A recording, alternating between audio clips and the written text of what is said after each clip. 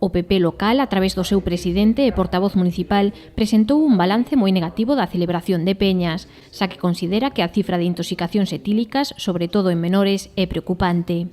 Hemos contabilizado 20 intoxicaciones etílicas, de las cuales 12 son en menores de edad.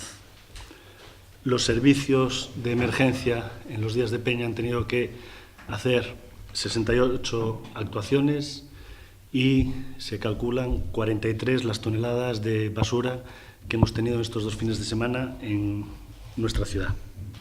Rafa Domínguez indicou que esta mala imaxe afecta a veciños, hostaleiros, turistas e volveu insistir a menores de idade. Este es un problema en 4 frentes. El primer frente, los vecinos que lo sufren. El segundo frente, los hosteleros, el sector que ha declarado que en los días más importantes tiene pérdidas de hasta el 90%.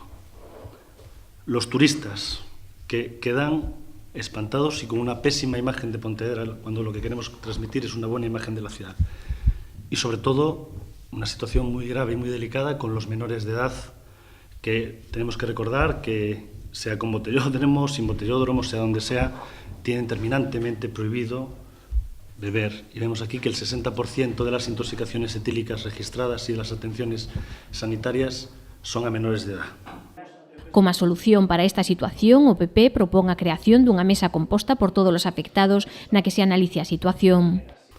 Creo que es hora de que entre todos abramos un periodo de reflexión y pensemos, repito, entre todos, hacia dónde queremos que se dirija las fiestas de nuestra ciudad y qué tipo de imagen queremos dar a la gente que viene a visitarnos, porque esto ya no son peñas, esto es un botellón descontrolado.